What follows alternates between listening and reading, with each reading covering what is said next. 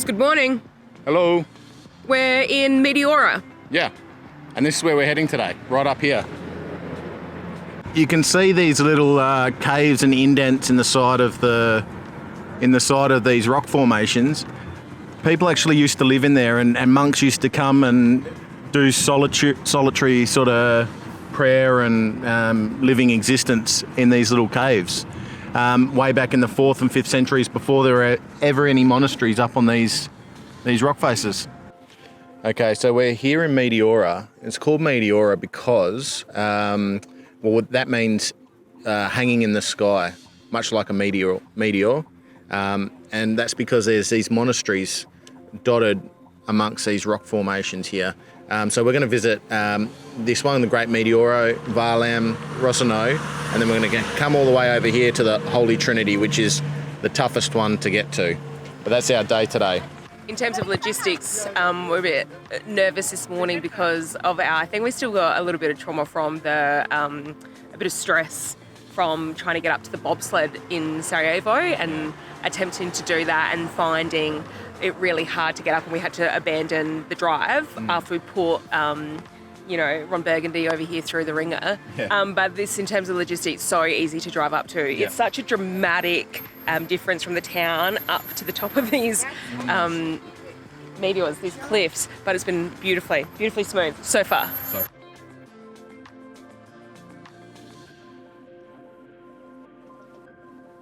Just a bit of information as well about these rock formations. We have at least one supporter of our channel that is a massive rock nut. So Billy, if you comment below and tell me if I'm wrong.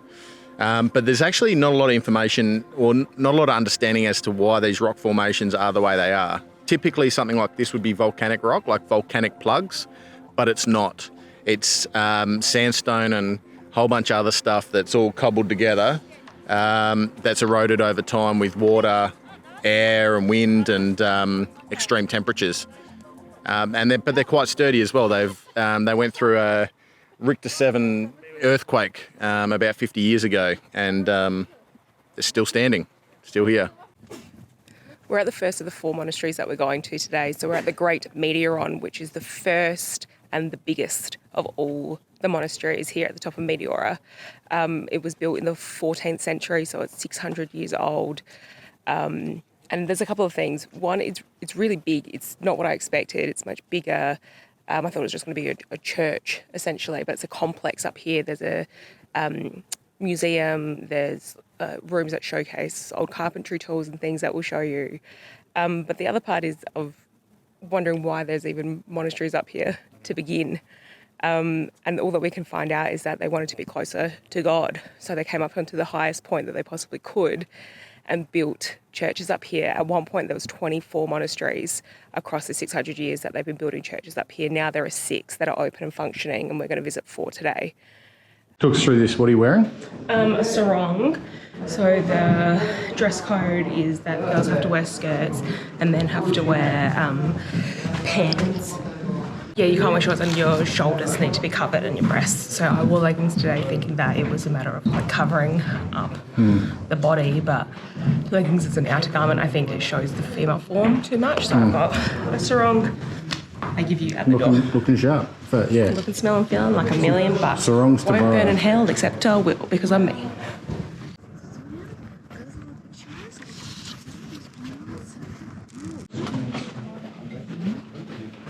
It's very modern. Yeah, very modern. Like really modern. I expected it to be, dilapidated and kind of falling apart, which I suppose it shouldn't be if it's on the top of a mountain. 600 metres above sea level we are. But yeah, very clean, and they would have had to do some refurbs, some reconstruction. 600 metres above village level, not sea level. Oh, 600 metres above village level. Which means it's probably higher than... Yeah, grief. It's a real pity you can't film in there. That's definitely a reason to come to the Great Meteoron here in Meteora. Probably the most spectacular little prayer room I've ever seen, with a chandelier and ring chandelier and whatever it is, but the painted walls, probably the most brilliant I've certainly seen of all the churches and monasteries that we've been to in Europe. So talking of everything being really new, there's a little window, like glass cut out in the ground that shows like the original stonework. So it's as if we didn't know everything's been rebuilt here a lot. So I think it's just like a lot of the painting, the artwork, that's original in some instances, but then you see stuff over here and that's all, you know, brand new. This is all new, the hardwood floors and stuff. And there's a gift shop.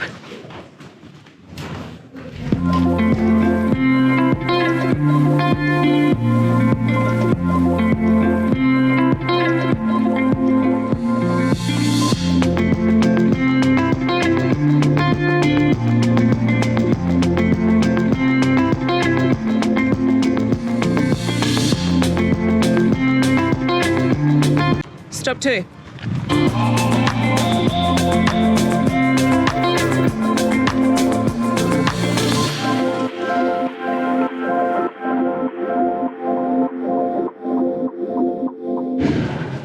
Take 1, the shtick. We had to purchase this one. Just getting ready for my island life. Missing me.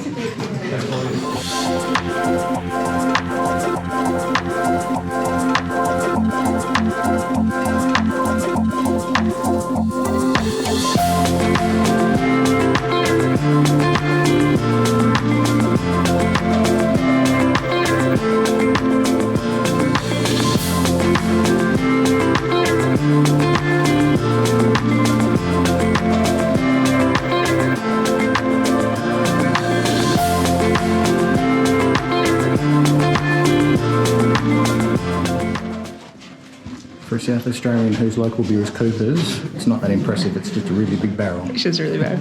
I'd get around 12,000 litres at a port though.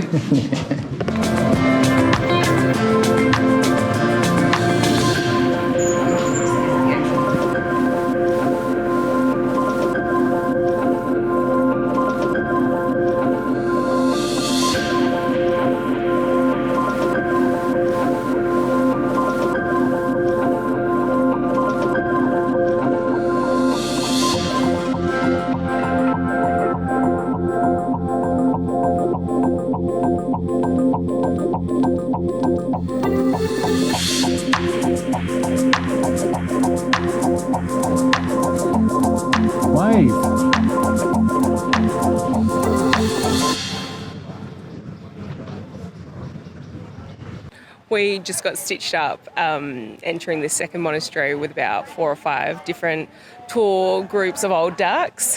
What is that? Me stitching it up. Which is fine because you're in this big like line to get in and it's just a bit of a laugh. I love the shit chat. But then they turn into like beasts. Yeah. So it was like the fucking Hunger Games or something. Yeah. Like, it's not a cornucopia of shit you need to get to first. This old duck was like, I'm just standing looking at the vista. She's like, excuse me, can you please move so I can take a photo? Yeah. Let me experience this moment, which is not...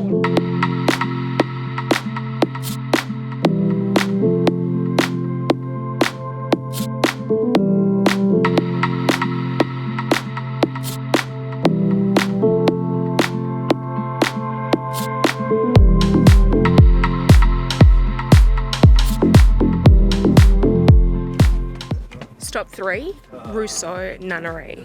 Third stop, 3 facts. 1, it's a nunnery. 2, it took 189 steps to get up here. 3, we must have felt it in our waters that we're coming to a nunnery, which we hadn't planned yet because we watched Sister Act 1 and 2 the other night. Fact 4, Sister Act 2 is better than Sister Act the original. Facts. If Sister Act has taught me anything, it's that you should sing in a nunnery. Sing because I'm for real. Do you think that I sing better than Lauryn Hill? Who the fuck's Lauryn Hill? You're so offensive. Get the donger off and dong it properly. Definitely don't do that. We've seen these in a few different places. There seems... Is this like a antique bell? I think that's an original bell. What's the little ball? The thingy? The little donger. Yeah, this one. Donger. I'll dong you in a minute. This one was timed chef's kiss. We avoided all of these buses who are now here. But I saw my nemesis up top. She was walking in, stuck in a big line as I was just, breezing past on the way out. And she like gave me thick daggers. But you know what? I kind of respect it. I love the attitude and the vibrancy of the old ducks who don't give a fuck. I think there's something to learn from them.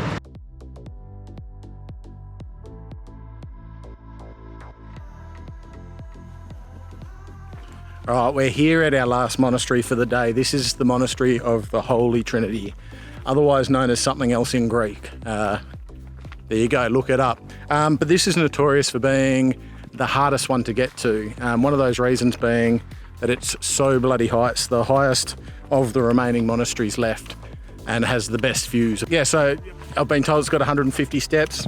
Danielle counted the last one, that was 202. So we're expecting more than that at the very least. Something to take a note of if you guys are coming out here is that all the monasteries work on different times. So this one closes at 5, but other ones around the place close at 3:30. So check that out.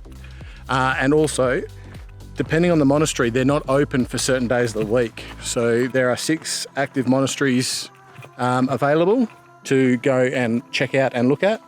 And one of them on the Monday today is closed, so we won't be able to go to that. But otherwise, 4 I think is plenty. 4's plenty? Plenty. Yeah, you get the gist.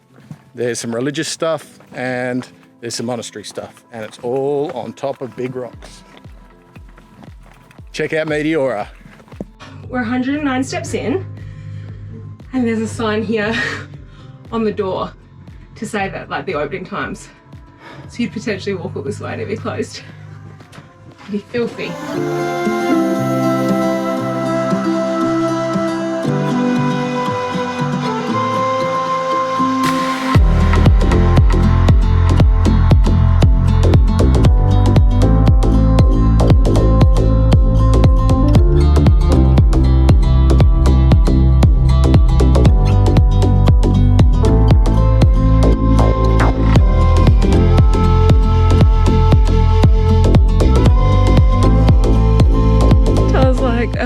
Do you want to do hyperlapse? Going down all the steps. I was like, yeah, sick. I can, do it on you. You can be the subject this time because it's soft to me, my back. And he's like, what did you say to me? I want you to be focusing on your footing. No word of a lie. Where is the faith? 4 monasteries. Godless, faithless. Cute though.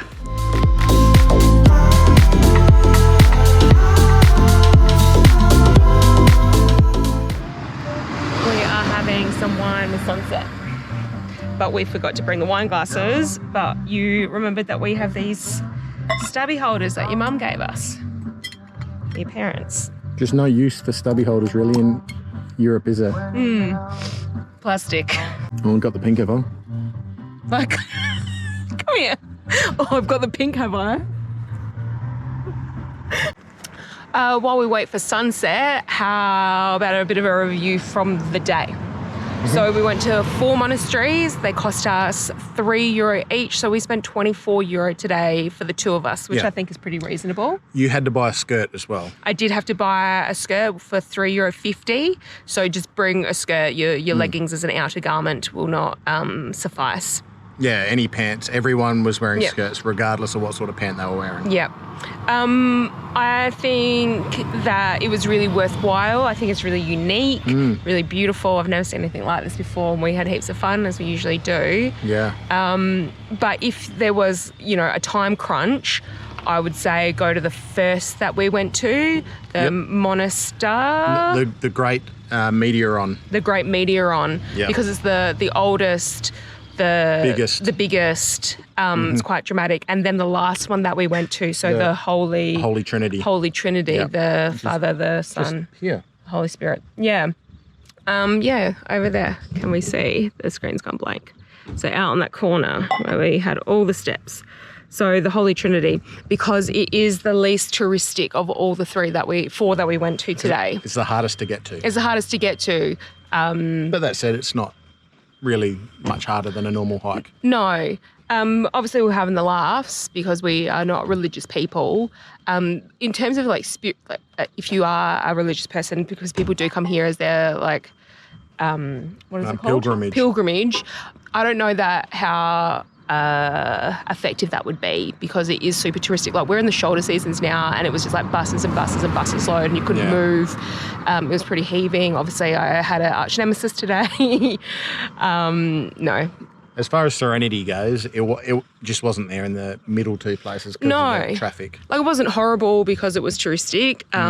It just is, which is all part of the nature of the beast, which is fine. But just if you're looking for that spiritual experience, I'm not sure that you'll find that. So lower your expectations. In terms of like an architectural, fun look and see day, stunning, brilliant, Absolutely. heaps fun. Perfect. Yeah, and we stay in Meteora, obviously, and it's inexpensive and good food and all that good stuff. Stay there and support the town. You know, like a lot of people are coming in from Thessaloniki or Athens to do this site, and I think it's part of what we should be doing as tourists is supporting the local areas that have the sites.